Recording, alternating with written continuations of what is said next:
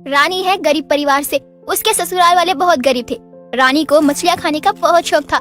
जब भी नदी के किनारे पानी भरने के लिए जाती, वहाँ से मछलियाँ ले आया करती थी। एक दिन सुबह के समय रानी अपने घर में बैठे मछली चावल खा रही होती है। उसकी चाची कावेरी वहाँ आती है। जेठानी जी, कहने को तो आप बहुत गरीब हैं, लेकिन खाना तो ऐसे 56 भोग खाते हैं जैसे मानो कितने ही अमीर हो। क्या हुआ कावेरी, अब तुझे हमारे घर से भी परेशानी हो गई क्या?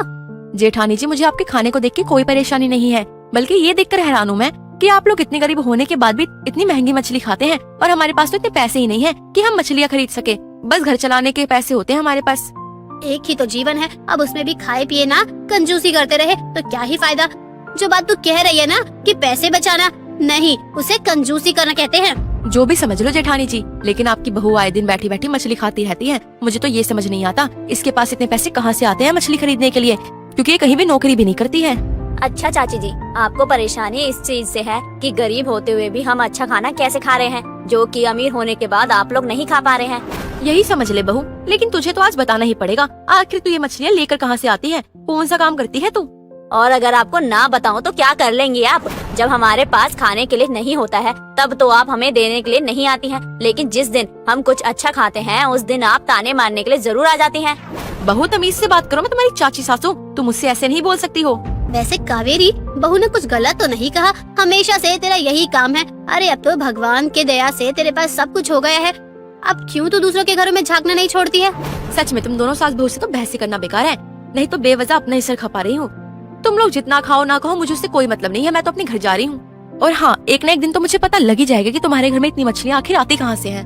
कावेरी के लाख पूछने के बाद भी रानी और मालिनी उसे कुछ भी नहीं बताते हैं, क्योंकि उन्हें अच्छे से पता था कि अगर उन्होंने उसे कुछ भी बताया तो उनका रास्ता बंद करने की कोशिश जरूर करेगी, जिसके चलते दोनों उसे बातों में लगाकर वहाँ से भेज देती हैं।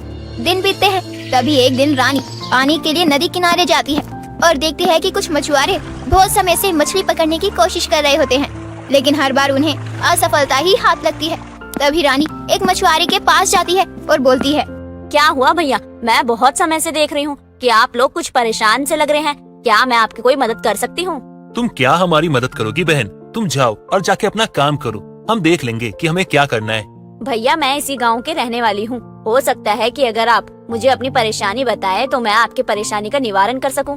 बात ये है ना बहन कि हम लोग एक मछुआरे हैं, और कुछ समय पहले हमने सुना था कि इस नदी में बहुत सारी मछलियाँ हैं, और ये बात तो बहुत ही कम लोगों को पता है, इसलिए हमने सोचा मौके का फायदा उठाया जाए और आ गए हम मछलियाँ पकड़ने। लेकिन बहुत कोशिश की, लेकिन एक भी मछली पकड़ नहीं पाए, और अब हमारे बाजार जाकर मछली बेचने का समय हो रहा है। अब बिना मछली के हम बाजार जाके क्या ही बेचेंगे। अगर आपको कोई परेशानी ना हो तो क्या एक बार मैं कोशिश कर सकती हूँ? वैसे मैं आपके बेटे को रोज देखती हूँ, क्योंकि मैं रोज नदी किनारे जब पानी भरने के लिए आती हूँ तभी वह मछलियाँ पकड़ने के लिए आते हैं। मछलियाँ पकड़ना इतना आसान नहीं है बहन, हमने बहुत कोशिश की लेकिन पकड़ ही नहीं पा रहे हैं। अगर ऐसी बात है तो एक बार आप मुझे प्रयास करने दीजिए, हो सकता है कि मैं आपकी परेशानी दूर कर सकूं। वैसे भी तो आपका काम नहीं बन रहा है ना। रानी की बात सुनकर मछुआरे एक दूसरे की शक्ल देखने लगते हैं और एक दूसरे से मशवरा करके उसे मछलियाँ पकड़ने के लिए जाल दे देते हैं, जिसे लेने के बाद रानी नाव के सहारे नदी के बीचों बीच में जाती है और मछलियों को पकड़ने के लिए जाल बिछा देती है। देखते ही देखते थोड़े ही समय में उसकी जाल में बहुत सारी मछलियाँ फंस जाती हैं। वो जैसे ही जाल को पानी से निकालकर नाव में रखती है, सभी मछुआरों की आंखें खुली की खुली रह जाती हैं।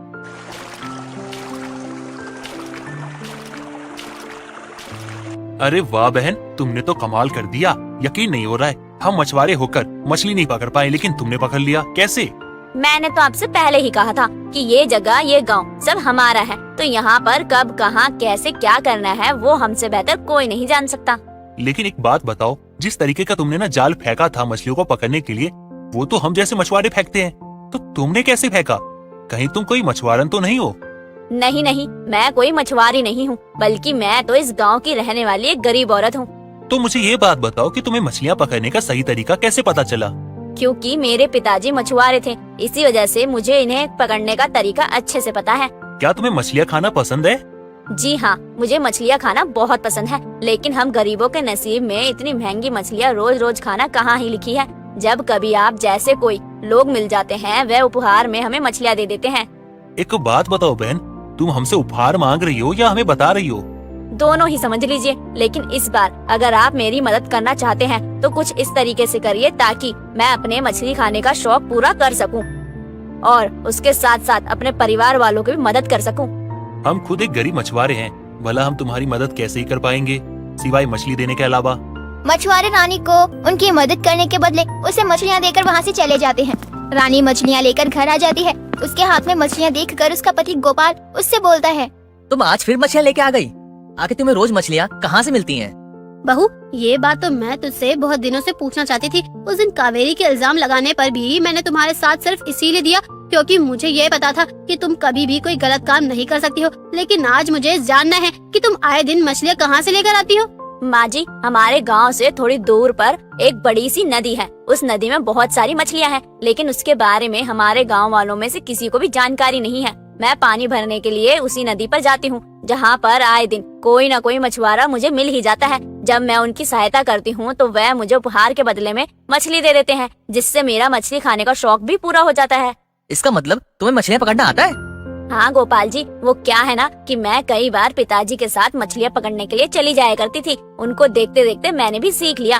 ये तो बहुत अच्छी बात है। एक काम करता हूँ, मैं तुम्हारे लिए मछली पकड़ने का जाल लेकर आता हूँ। जब तुम देखो गांव में सन्नाटा है और कोई आसपास ना हो तो तुम जाकर मछली पकड़ लाना और उन्हें ले जाकर बाजार में बेच देंगे।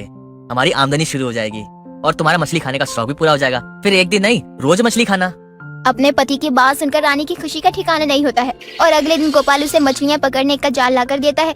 इसके बाद रानी रोज मछली पकड़कर लाया करती, उसे बाजार में लाकर बेच दिया करता था। इस तरीके से उन लोगों के घर में आमदनी भी शुरू हो जाती है और रानी गरीब बहू का मछली खाने का शौक भी पूरा करती है।